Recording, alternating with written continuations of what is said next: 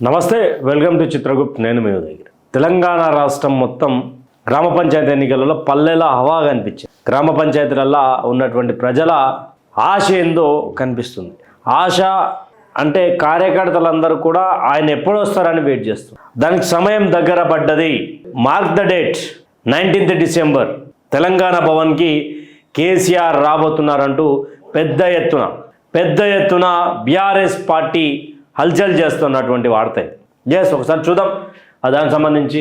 Mark the date, 19th December KCR వస్తున్నాడు అనే ఒక టాపిక్ ఏదైతే ఉందో అది ఇప్పుడు ఈ రోజు నుంచి దాదాపు ఆయన వచ్చి వెళ్ళిపోయినాక కూడా 2-3 వారాల వరకు కేసీఆర్ ఫీవర్ అలాగే ఉంటుంది. ఎందుకంటే తెలంగాణ రాష్ట్ర పల్లెల్లో ఆనాడు పల్లెర్రు మొలిచే తెలంగాణలోన నా పంట సేలలోన అనే ఒక రిథం కష్టాల గురించి పాటలు ఉంటుండే.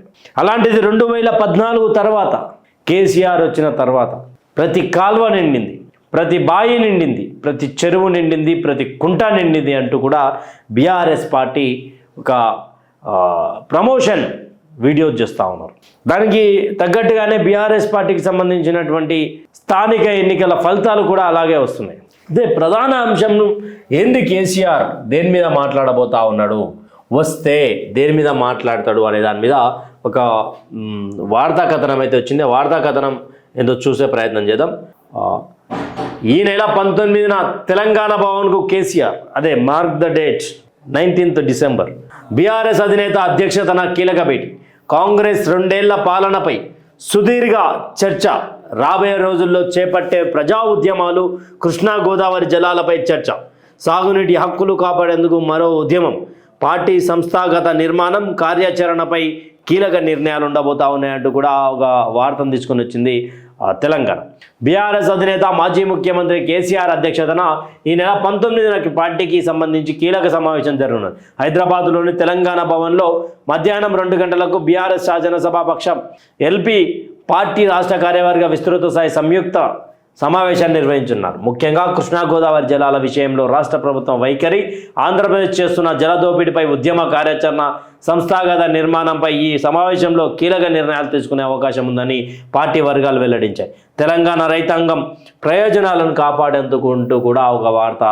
అయితే ఇక్కడ ప్రధాన అంశం ఏంది అంటే ఇక్కడ క్లియర్గా రాసుకుంటూ వచ్చారు. కేసీఆర్ రావడానికి పలు విధాలుగా అన్ని పార్టీలు ట్రై చేస్తూ ఉన్నాయి. ఇంకా కాంగ్రెస్ పార్టీ అయితే చూసుకుందాం, దమ్ముంటే చూసుకుందాం, తొడలు కొట్టిర్రు, మీసాలు తిప్పారు. జూబ్లీహిల్స్ ఎన్నికల్లో కనుక కేసీఆర్ ఒక రోడ్ షో పెట్టి ఉంటే దాని మార్పు వేరేలా ఉండేదంటూ కూడా విశ్లేషకులు మాట్లాడారు, చిత్రగుప్తు కూడా మాట్లాడారు. ఇప్పుడు కేసీఆర్ December 19th బయటికి ఎందుకు వస్తూ ఉన్నాడు అంటే 3 విడతల గ్రామ పంచాయతీ ఎన్నికలకు సంబంధించినటువంటి రిజల్ట్స్ వచ్చేస్తాయి. పూర్తి స్థాయిలో ఏ పార్టీ ఎన్ని స్థానాలు గెలిచిందనే విధంగా కొన్ని పర్యాయాలు తీసుకుపోతారు. అసలు అంటే ఎంత పర్సెంటేజ్ కాంగ్రెస్కి వచ్చింది, ఎంత % బీఆర్ఎస్కి వచ్చింది, ప్లస్ ఎంత % బీజేపీకి వచ్చిందనే కాన్సెప్ట్ మేము మాట్లాడే అవకాశాలు ఉంటాయి. తర్వాత 2 సంవత్సరాల పాలన మీద కేసీఆర్ ఎండగట్టే అవకాశం ఉన్నది. తడిగుడ్డ వేసుకొని పడుకొని లేచి మరి తడిగుడ్డతో గొంతులు కోసే రకం మాటల యుద్ధం చేసే అవకాశం ఉన్నది ఈ December 19th. తర్వాత పాలమూరు కృష్ణా గోదావరి జలాలకు సంబంధించినటువంటి వాటర్ ఇష్యూ, కాంగ్రెస్ పార్టీ వచ్చినప్పటి నుంచి ఇది రైజింగ్ 2047 కాదు, రైజింగ్ ఈ వాటర్ ఇష్యూ అనేది కూడా పెద్దగా ప్రభావితం చేస్తూ ఉన్నది. తెలంగాణ పల్లెల్లో, తెలంగాణ రాష్ట్రంలో తలనొప్పిగా మారినటువంటి విషయం. ఈ విషయం మీద కూడా క్లియర్గా మాట్లాడే అవకాశం ఉన్నది అంటూ కూడా రాసుకుని వచ్చారు. తర్వాత రానున్న స్థానిక సంస్థల ఎన్నికలు, ఎంపీటీసీ కావచ్చు, జెడ్పీటీసీ కావచ్చు, తర్వాత మున్సిపల్ ఎన్నికల మీద కూడా క్లియర్గా సంయుక్త సమావేశంలో కేసీఆర్ దిశానిర్దేశం చేసే అవకాశాలు ఉన్నాయంటూ కూడా వస్తున్నటువంటి వార్తలు. తర్వాత రేవంత్ రెడ్డి మాటలకు కౌంటర్గా తర్వాత ఈ 100 కోట్ల మెస్సీ ఆట, తర్వాత ఈ పింఛన్ల విషయంలో, 6 గ్యారెంటీల విషయంలో కేసీఆర్ మాట్లాడితే ఒక్కసారి విందాం అనే ఆలోచనలో అందరూ వెయిట్ చేస్తూ ఉన్నారు. యావత్ కాంగ్రెస్ పార్టీ వెయిట్ చేస్తూ ఉన్నది, యావత్ బీజేపీ పార్టీ వెయిట్ చేస్తూ ఉన్నది, యావత్ బీఆర్ఎస్ పార్టీ వెయిట్ చేస్తూ ఉన్నది, యావత్ తెలంగాణ రాష్ట్రం మొత్తం, తెలంగాణ రాష్ట్రంలో ఉన్నటువంటి తెలంగాణ రాష్ట్రం, ఆంధ్ర రాష్ట్రం, ఇక బయట దేశాల్లో ఉన్నటువంటి తెలుగు వారంతా కూడా కేసీఆర్ గురించి వెయిట్ చేస్తూ ఉన్నారనేది ప్రధానంగా కనిపిస్తున్నటువంటి ఒక చర్చ.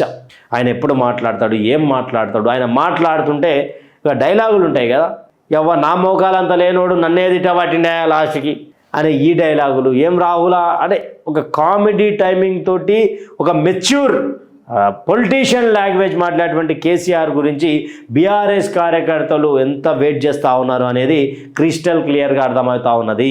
తర్వాత ఇంకా కేసీఆర్ మాట్లాడే 4వ విషయం ఏంటి అంటే, ఎమ్మెల్యేల సొంత గ్రామాలలో ఓడిపోయినటువంటి అభ్యర్థులు ఉన్నారు చూసినా, సర్పంచ్ అభ్యర్థులు వాళ్ళ అనుచరులను నిలబెట్టి, ఎవరైతే పార్టీ మారినటువంటి కడియం శ్రీహరి ప్రధాన అనుచరుడు ఓడిపోయిండు, తర్వాత ఇక కవంపల్లి ఏరియాలో, కరీంనగర్ ఏరియాలో, మంత్రి ఇలాగా పొంగులేటి ఏరియాలో, తర్వాత ఇక్కడ మహబూబ్ నగర్లో, తర్వాత కొండారెడ్డి పెళ్లి పక్కన ఊర్లో, తర్వాత కొడంగల్లో వివిధ రకాలైనటువంటి అంటే మీ కాంగ్రెస్ పార్టీ ఎమ్మెల్యేలు చేస్తున్నటువంటి పుట్టినటువంటి గ్రామాలలో పనిచేస్తున్నటువంటి నియోజకవర్గాల్లో అత్యధికంగా గెలవలేకపోయారని పార్టీని ముందేస్తూ కేసీఆర్ కాంగ్రెస్ పార్టీని చెడు కూడా వాడే అవకాశం ఉందంటూ కూడా విశ్లేషణ జరుగుతూ ఉన్నారు. ఇంకా మరొక విషయం దీంట్లో హాట్ టాపిక్ ఏంటంటే కవిత ఇష్యూ మీద ఏమైనా మాట్లాడే ఆస్కారం ఉంటుందా, కవిత ఇష్యూ మీద ఏమైనా నోరు విప్పే అవకాశం ఉంటుందా అంటే బహుశా ఉండకపోవచ్చు.